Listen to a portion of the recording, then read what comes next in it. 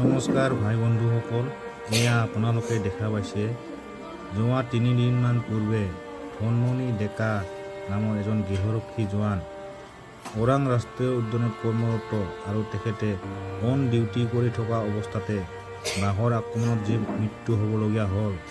আজি তেখেতৰ ঘৰলৈ সদৌ অসম প্ৰশিক্ষণপ্ৰাপ্ত গৃহৰক্ষী সন্থাৰ বিষয়ববীয়াসকলে উপস্থিত হৈ মৃতকৰ আত্মীয়লৈ সমবেদনা জ্ঞাপন কৰাৰ লগতে ধনমণি ডেকালৈ শ্ৰদ্ধাঞ্জলি জ্ঞাপন কৰিছে আৰু অসম পুলিচ তৰফৰ পৰাও আজি মৃতকৰ পৰিয়াললৈ মৃতকৰ আত্মীয়লৈ 2 লাখ টকা এককালীন সাহায্য প্ৰদান কৰা হৈছে। কিন্তু 2 লাখ টকাইনো কি হ'ব? এজন গৃহৰক্ষী জোৱানৰ মূল্য জানো 2 লাখ টকাই হ'ব পাৰে? তো আপোনালোকে এই বিষয়ত কি মতামত আগবঢ়াব কমেণ্ট